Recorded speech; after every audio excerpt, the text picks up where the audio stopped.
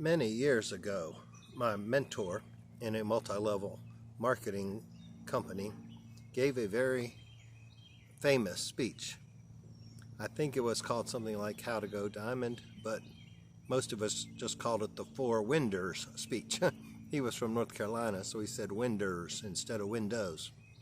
But the basic concept was that how you are seen is divided into four panels. There's how you see yourself, how others see yourself, how others on the, that don't know you see. I guess I'm not sure I'm going to get it all right, but basically it's how you see yourself, how others that know you see you, how others that don't know you see you, and then the reality.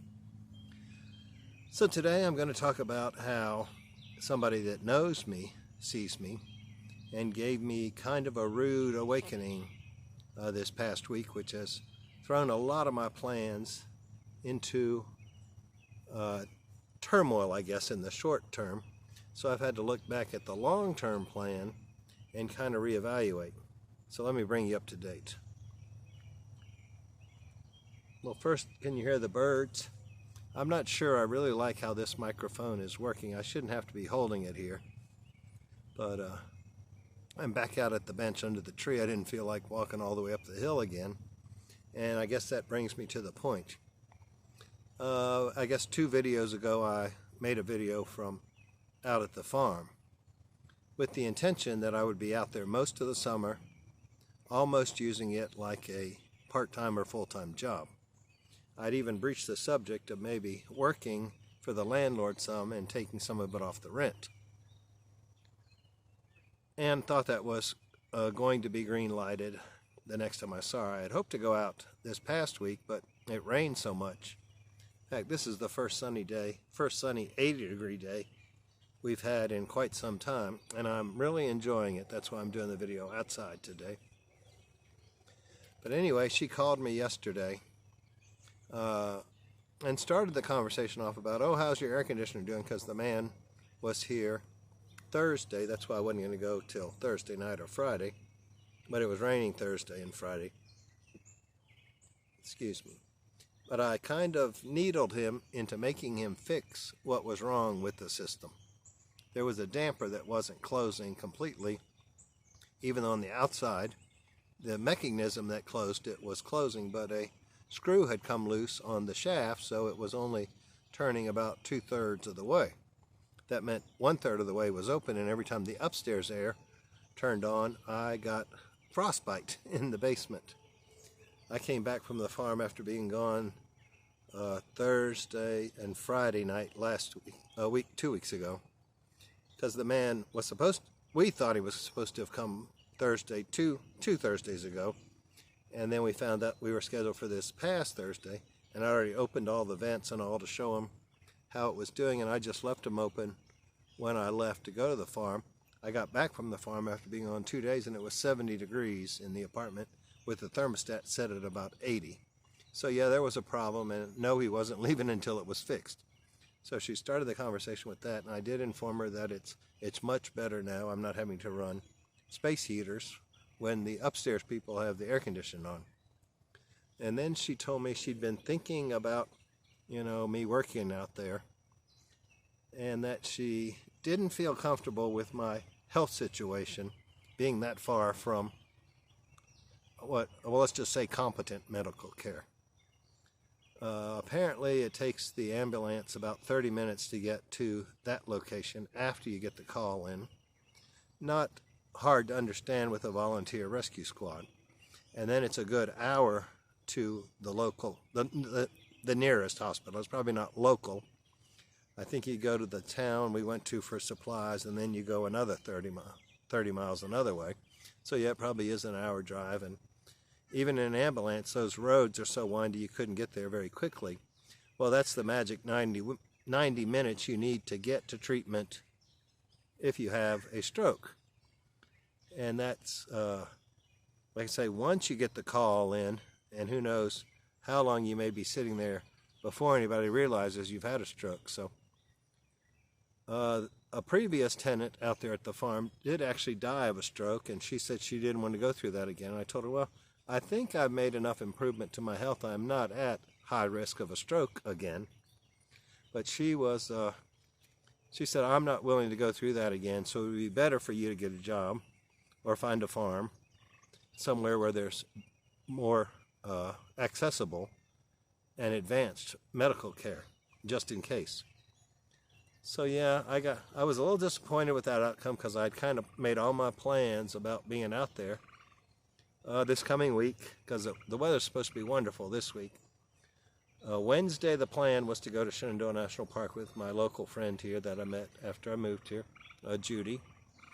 And then she would meet me out there close to it, and then I would just drive on further west and go to the farm, and she would come back this way. But now I don't have to worry about that because I'm not heading to the farm Wednesday, and as it turned out, the landlord has to be here Thursday anyway for a funeral, and her son from up north somewhere is coming down, so he'll be staying at the farm with her on Thursday, maybe Friday, who knows. So anyway, that would be inconvenient for me to be out there anyway, so I had to kind of step back, say, okay, that was the plan. I am concerned about food security, and I guess I can still go out there if everything does go crazy, even though I will be further from medical care, but I won't be starving to death. I don't know, there's always trade-offs when the world is going crazy. So that brings me back to, so what am I going to do? Well, Monday, I think those are tree frogs. Anyway, Monday, I'm going earlier to see my parents because the place is not serving dinner. They're only serving, I guess, lunch. So Dad said if I wanted to eat, I needed to come in early. So I will be there by 1 o'clock instead of 5 o'clock. And we may play the game earlier, and then I'll be back out early. I also need to go by Sam's Club and get some supplies. And now I get to decide whether I'm going to look for a job here, if I'm going to go back to the plan that I wasn't going to take a job for 2 years and just work on this channel, or I guess 3 if I'm just going to live off my savings, which is not probably the wisest choice because everything is getting so much more expensive than when I originally made that plan. I do have a fair amount of savings. I could go a while, and it's going to take a while for this channel to actually start making some money. So with that in mind, let me say there should be a red, white, and blue circle down in this corner if you're not on a phone. I think it's on computers. If you are on a phone, there's a subscribe link down underneath, but if you're on a computer, you can click that little red, white, and blue button, and it'll take you to the subscribe scene. And I need 1,000 subscribers on here to even be considered for an income. And in a little over a year, I've only gotten to 115, so I need to pick that up. Especially now, since it looks like I may be needing this income a little bit sooner than I had planned. I'm not ruling out taking a job. I had never ruled out taking a job. I had always considered basically working part-time here. But let's get to the root of the issue. Am I so disabled I need to be concerned about how far I am from a hospital? It's easier, I guess, for somebody on the outside to look in and see that, because I want to say that I'm perfectly healthy, even though I know that I'm not. I mean, I guess if I'm going to get disability passes to federal recreation lands, I need to kind of come to grips that I am actually disabled, and that I think I actually made the decision that I didn't want to do manual labor, and that's what she said. Everything that needs to be done out here is manual labor, and I don't want you to overexert. But I honestly think when I took the job with the PD back there in Texas, almost 4 years ago now, that I kind of made the decision I didn't want to do manual labor again in my life. And then when I sold the house, that was kind of the reason, is I didn't want to do the grass mowing. I didn't want to do the maintenance.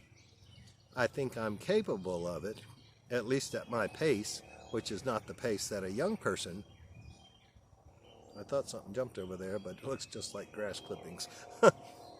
Oh, by the way, if you've watched me on Facebook, they spotted a bear in this general area the 25th, so what's that, like 4 nights ago?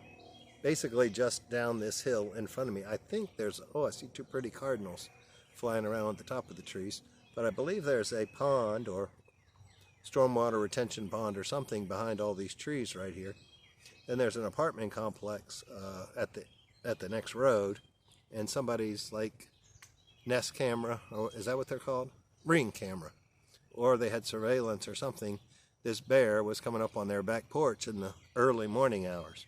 And I've heard that there was one in this general area, maybe a little bit closer to our townhouse, last year coming up for the bird feeder food. So anyway, I have to be a little cautious out here at night.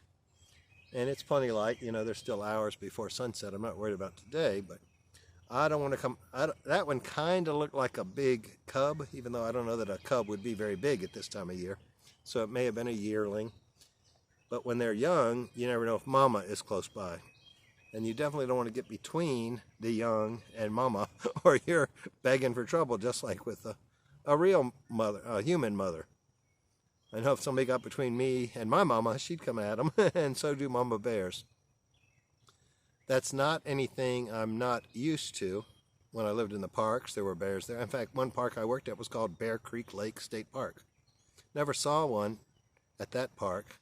I'm not sure I've actually seen a live bear in this state in, well, I've been gone for 25 years, but I don't know if I ever saw one when I was actually a park ranger. I know I saw some up in Alaska, some black bears and some grizzlies, and it's generally the black bear that live around here, which could be black or brown or even maybe spotted, but we don't have grizzlies in this general area. So let's get back to the work situation. Sheetz, the little convenience store, still has a weekend position open. I think Aldi, the grocery store about maybe 10 miles from here, has part-time jobs available. Tractor Supply Company has part-time jobs. And I think Planet Fitness now has 2 full-time jobs available. Apparently, one employee walked out this week. And then I may have stepped on another one's toes just a few minutes ago. One of the staff there is trying to gain weight. And he mentioned that to me a few days ago, and I thought I should know what to tell him how to gain weight. And I think I mentioned in one of the other videos that I'm going to make a video about how to safely gain weight. And then another one on how to safely lose weight. In fact, most of my videos are on how to lose weight. I need to get to the barber shop. I went by there today and it was closed, even though their website says open 7 days a week. But let's stay on topic here. He was wanting to gain weight, and I thought about it. I told him, I was talking to him there, I said, I put on my thinking cap. He has 2 or 3 sandwiches sitting out there. Of course, whole wheat bread and all the stuff you're told you're supposed to eat. But he's running out of the desire to eat because he's eating so much in a day. So I said he may want to increase his fat, because if he has more fat intake, then his body can't be burning the fat that's there. And I mentioned to him that even some people on low-carb healthy fat eat too much fat, therefore they don't lose weight, and they're doing it to lose weight. They actually gain weight. And one of the other workers piped in and said, oh yeah, the only fat you're not supposed to eat is saturated fat. Talk about a mama bear response. I kind of said, and where did you get that information? So I don't know, she may not want to work with me if I apply for a job there. She said, out of my med bio book or something. I said, med bio what? She said, my book from class. I said, well, that's wrong information. I said, saturated fat has been eaten for centuries. I said, go to any indigenous tribe that only eats saturated fat. They're not obese. They don't have diabetes, and they don't have what was the other one? Oh, heart disease. So, oh well. I said, look up Nina Tyclose, or actually that's too hard to spell, so look up The Big Fat Lie or The Big Fat Surprise, which was a book which was written about the inaccurate or lack of science on the federal food guidelines or dietary guidelines. I said, and who eats that? The military, the children at school, and our elderly in institutions. So she said, oh, I'm always willing to learn, so I'll look it up. So I hope I didn't piss her off, but I think I owe her an apology tomorrow, because it was like my claws came out when she said, the only fat you shouldn't eat, or that's bad for you to eat, is saturated fat. I'm like, ugh. I spent a year talking about it, but maybe I ought to be a little nicer and more people would watch my channel. I don't know. But anyway, she pushed my button, and I hope we can still get along. I think I'll apologize to her. tomorrow when I'm down there. If I go tomorrow, because I'm going to my parents early. I probably won't go tomorrow because I think they're closing at 1 for the holiday. But I'll be back Tuesday. I go down there and tan and shave. And I guess holding the mic here, it doesn't really matter if I'm shaved or not. But they have a disability shower with a bench, you know, that you can pull off the wall. So it's easier to sit down and shave than it is to stand up. So I guess ultimately, I already know in my head that I do have some limitations. I know what they are. I know what my limits are, I would say. And I may push them Wednesday at the park if we get out and do any hiking. I will probably make you a video from Shenandoah National Park. That'll probably be the next one since today is Sunday. I can see the sun in the back. I hope it's not glaring too much. Let me see if I can block it. I guess it's setting. I can't quite that high. But maybe that's my sign that it's time to wrap this up. I do plan to make a video here real soon. I may make them tonight or tomorrow night, not release them for a little while, on how to successfully gain weight and how to successfully lose weight.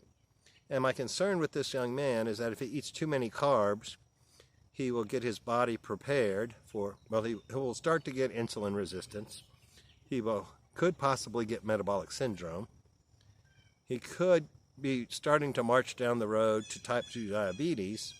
And I honestly think if you eat too much fat, that's easier to correct in the long run than those 3 ailments. So that's my take on the story. So now you may know my video on how to gain weight successfully, but I'm going to do a little more research on it.